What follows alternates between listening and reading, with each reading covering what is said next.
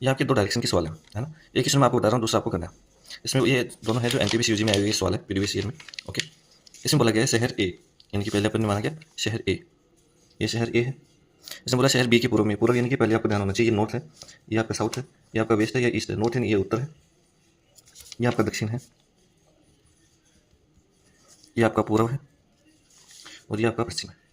Okay, अब इसने बोला शहर ए शहर बी के पूर्व में है।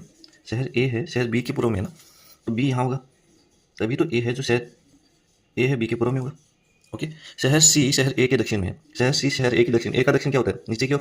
देखो ये पॉइंट 0 मान लेते हैं इसको, यहाँ पे दक्षिण नीचे की ओर होगा, तो शहर सी कहाँ आ जाएगा? यहाँ पे। आगे बोला गया शहर डी शहर सी के पूर्व में। शहर सी रहा, शहर सी के पूर्व में, यानी कि किस साइड जाना पड़ेगा अपने? इस साइड। यहाँ पे कौन है? डी। आगे बोला गया शहर ई शहर डी के दक्षिण में है। शहर ई डी के दक्षिण में है, तो डी ये रहा, इसका दक्षिण क्या होगा? नीचे की ओर, ये नीचे की ओर, यहाँ पे आ जाएगा क्या? ई। आगे बोला गया शहर एफ शहर ई के पूर्व में।